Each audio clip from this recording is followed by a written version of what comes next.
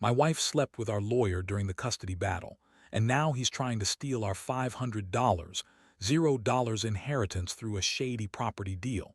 I can't believe I trusted her or him. Hello, everyone. Dear listeners, please share your thoughts in the comments section below. And don't forget to like, share, and subscribe. Now, let's begin the video. Using a throwaway for obvious reasons, with certain specifics modified to preserve anonymity. I never thought I'd be the guy to get blindsided like this. Honestly, I thought I knew my wife, Sarah. We'd been together for 10 years, married for 8. We had a nice house, 2 kids, a decent life. Everything seemed smooth, or so I thought. But then came the day I found out she'd been lying to me for months, maybe longer. The thing is, I always had this gut feeling that something was off, but I ignored it, convinced myself I was just overthinking. Big mistake. It all started about 3 weeks ago. I noticed Sarah acting strange. She'd come home late from work more often, and when I'd ask her where she was, she'd brush it off with that bitchy attitude of hers, saying I was just paranoid. She'd say, "Relax, it's just work stuff," or "You're imagining things, you're always accusing me." But I could see the flicker of guilt in her eyes sometimes.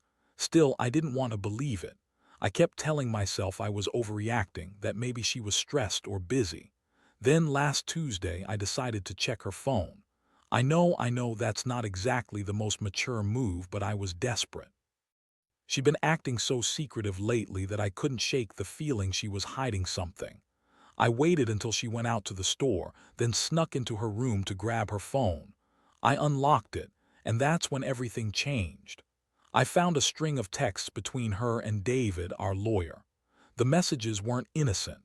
They were flirty, suggestive, and downright disgusting at times. She was talking about how much she loved the thrill of sneaking around, how she couldn't wait to see him again, and even some explicit stuff about how good sex with him was. My stomach dropped. I couldn't believe it. Our lawyer, the guy we trusted to help us with the custody battle, he was sleeping with my wife. And the worst part was the messages showed they'd been seeing each other in secret for at least 2 months. I scrolled through the messages, trying to process what I was seeing. My head was spinning. I'd always suspected Sarah was a bit of a bitch. She's manipulative and selfish.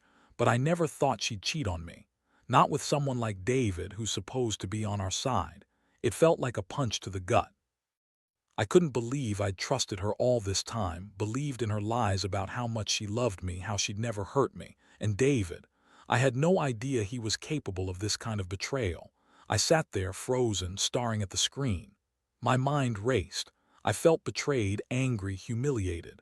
How could she do this? How could she betray me, our family, and then lie about it? And what about the money? We're supposed to be inheriting $500,000 soon. And now I was wondering if she'd been planning to use that to fund some shady property deal with David. I couldn't shake the feeling that this was just the tip of the iceberg. The whole marriage felt like a lie now.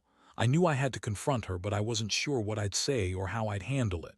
That night I stayed up, trying to piece everything together. I felt numb yet furious. I knew I couldn't let this go.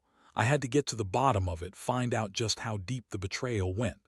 I started planning my next move, knowing that once I confronted her, nothing would be the same again. I just didn't realize how much more there was to discover. The next morning I woke up feeling like I'd been hit by a truck. My head was pounding and my stomach was in knots. I kept replaying those messages in my mind, trying to make sense of it all. I couldn't believe Sarah, my wife, the woman I'd trusted with everything, was sleeping with our lawyer. It felt like my whole world was crumbling. I had so many questions, but I knew I had to be careful. Confronting her too soon might push her further away or make her cover her tracks better. I decided I needed a plan. First, I wanted to gather more evidence. I remembered that I'd seen some suspicious emails on her laptop a few weeks ago about a property deal she'd been working on with David. I dug through her files and found more documents, shady contracts, bank statements, and a lot of cash transfers. She was planning something, and I suspected it was tied to the inheritance we were supposed to get soon. That $500,000 wasn't just a number anymore. It was the key to her greed, her manipulation, her lies. I also started talking to some of her friends, trying to gauge if anyone knew about her affair. Of course, she lied nonstop, told everyone I was paranoid, insecure, jealous. She always had a quick excuse for everything, but I knew her well enough to see through her bullshit. The more I dug, the more I realized she'd been lying to me for years, about everything. About her job, her friendships, her plans for the future. And now she'd gone and crossed a line I never thought she'd cross, sleeping with our lawyer and scheming to steal our inheritance. I knew I couldn't confront her without a plan. I decided I'd record her. I bought a small voice recorder and started secretly capturing her conversations. I also set up a hidden camera in the living room, just in case she made any suspicious moves. I wasn't planning to catch her in the act. I already had the evidence I needed. I just wanted to be prepared for her reaction. When I finally sat her down, I'd have everything laid out. Meanwhile, I kept quiet around the house, pretending everything was normal. It was one of the hardest things I'd ever done. Seeing her act like nothing was wrong, laughing at her phone, making plans for the kids, it was like I was living a double life. Inside, I was boiling. Every time she looked at me with that fake smile, I felt a surge of rage. How could she lie so effortlessly? How could she betray me, our family, all for some quick thrill and a pile of cash? One evening, I finally decided it was time. I'd had enough of playing nice. I told her I wanted to talk, and she rolled her eyes, acting like I was overreacting again. I told her I knew everything about the affair, the shady property deal, the money she was trying to steal. Her face went pale for a second, then she started to lie, of course. Said I was crazy, that I was making things up, that she'd never cheat on me or try to take our inheritance. She looked right into my eyes and lied with that same bitchy smirk she always had. But I had the recordings, the emails, the evidence. I wasn't going to let her spin her way out of this one. The confrontation turned heated fast. She yelled, called me paranoid and insecure, said I was just jealous because she was more successful than me. But I wasn't buying it anymore. I was too angry, too hurt. I told her I was done, that I was going to protect what was mine, what our family had worked for. I told her I'd call in a lawyer, an accountant, anyone I needed to make sure she didn't get away with this. And that's when she lost it, started crying, screaming that I was ruining everything, that she loved me, that she'd never do anything to hurt us. But I knew better. I knew her lies, her manipulations, her selfishness. The woman I thought I knew was gone. That night I sat alone in the dark, feeling numb but somehow more alive than I had in years. I'd uncovered the truth, and now I had to decide what to do with it. I was hurt deeply, but I also felt a strange sense of clarity. I had been stupid to trust her so blindly, to ignore all the warning signs. I realized I had to protect myself and my kids from her greed and her lies. I couldn't let her steal our future, not after everything we'd been through. The betrayal cut deep, but I was determined to fight back. I'd get justice, somehow, even if it meant tearing everything apart first. After that confrontation, everything changed. I knew I couldn't just sit around waiting for her to make her next move. I started making preparations to protect my interests and to expose her for what she was. I contacted a lawyer I'd trusted before, someone who specialized in family law and financial crimes. I needed someone who could help me navigate the mess Sarah had created. I also hired a private investigator. I couldn't risk her slipping away, especially with the money and the property deal she was scheming on. The more I looked into it, the more I realized how deep her lies went. She'd been funneling money into shady accounts, forging documents, even trying to hide assets from the inheritance. She convinced her friends she was working on a big project, but behind the scenes, she was just scheming to drain us dry. The property deal she was pushing, I found out it was a front for laundering money. She'd been planning to take that inheritance, plus some of the money she'd already siphoned off, and run. That's when I decided I needed to act fast. I started collecting everything I could: bank statements, emails, text messages, the recordings I'd made. I knew I'd need solid evidence to fight her in court if it came to that.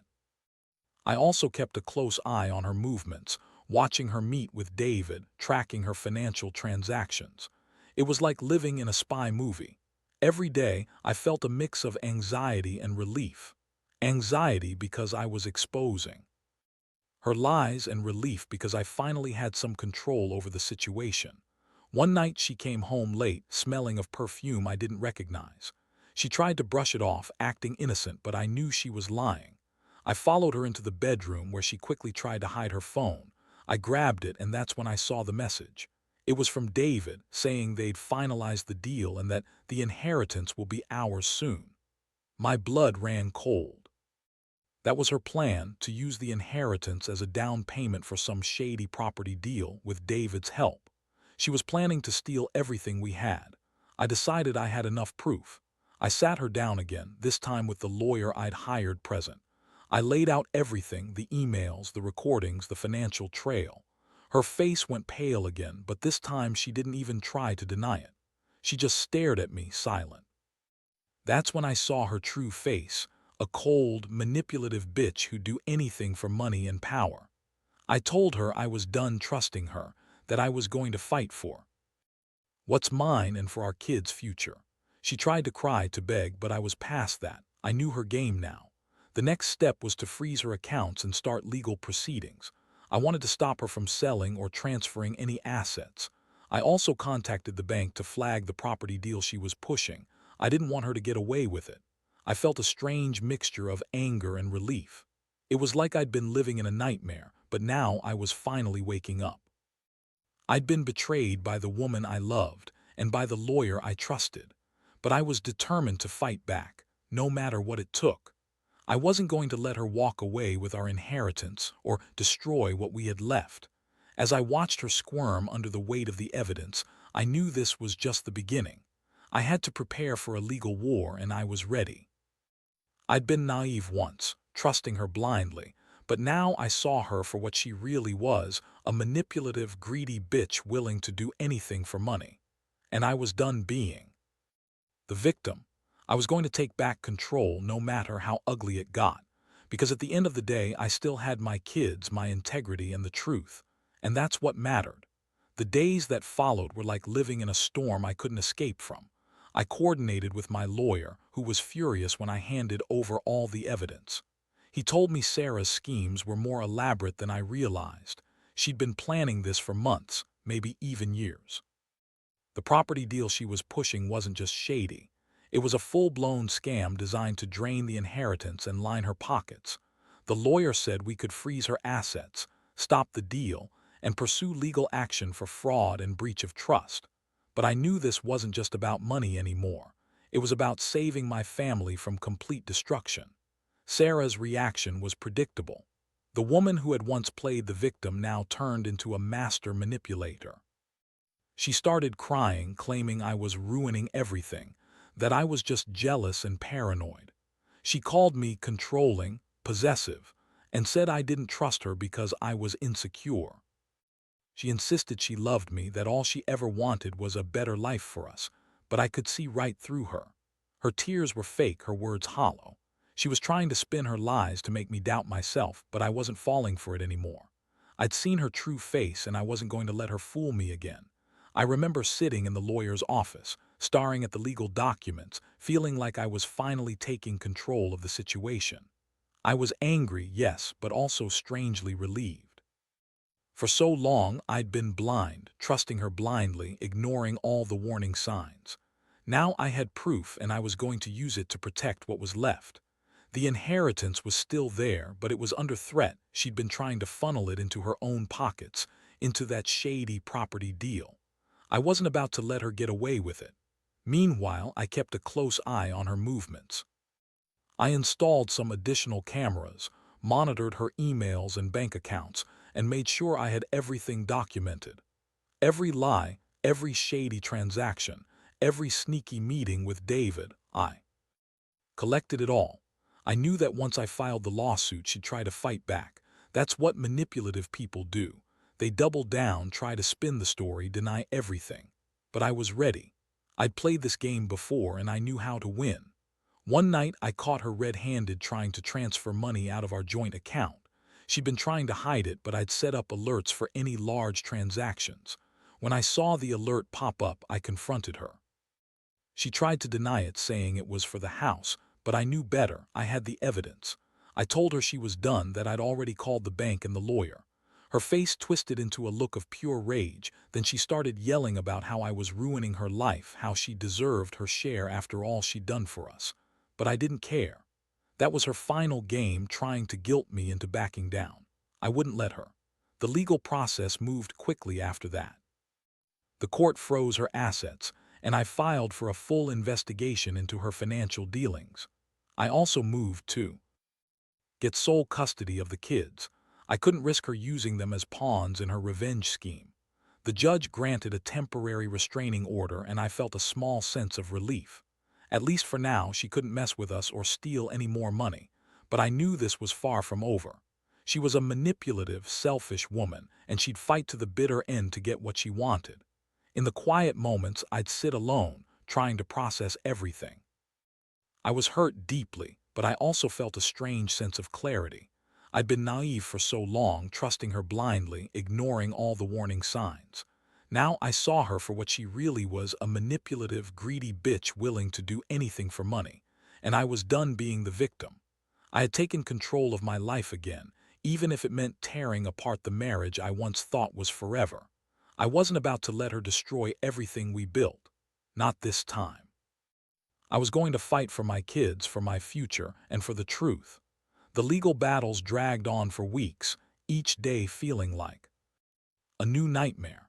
I had to constantly stay one step ahead, watching her every move, knowing she was desperate to find a way around the restrictions. She was relentless, calling her friends, trying to get them to lie for her, spreading rumors that I was the one cheating or that I was mentally unstable. But I had my evidence, and I kept pushing forward. My lawyer warned me she'd try to manipulate the court, to spin her lies as victimhood, but I was prepared. I had everything documented, every shady transaction, every secret meeting, every lie. One afternoon, I caught her trying to meet with David again. I was parked across the street, hidden behind some bushes, watching her sneak into that little cafe where he was waiting. I felt a surge of anger, but also a strange sense of victory. She thought she was so clever, sneaking around behind my back, planning to steal everything we had. She didn't realize I was watching her every move. That moment, I knew I had to act fast. I pulled out my phone and recorded their conversation through the window. They were talking about closing the deal, about how the inheritance was their ticket to a new life. I knew then I had enough to bury her plans once and for all. That night, I sat down with my lawyer again. We reviewed all the evidence and discussed our next move. We filed for a permanent injunction to prevent her from selling or transferring any assets. We also moved to have her served with papers for full financial disclosure. I could see her desperation mounting. She started making frantic calls, trying to bribe her way out of it, offering me a share if I just let her go. But I wasn't interested in her money or her lies anymore. I wanted her out of my life, and I wanted justice. Meanwhile, I focused on protecting my kids.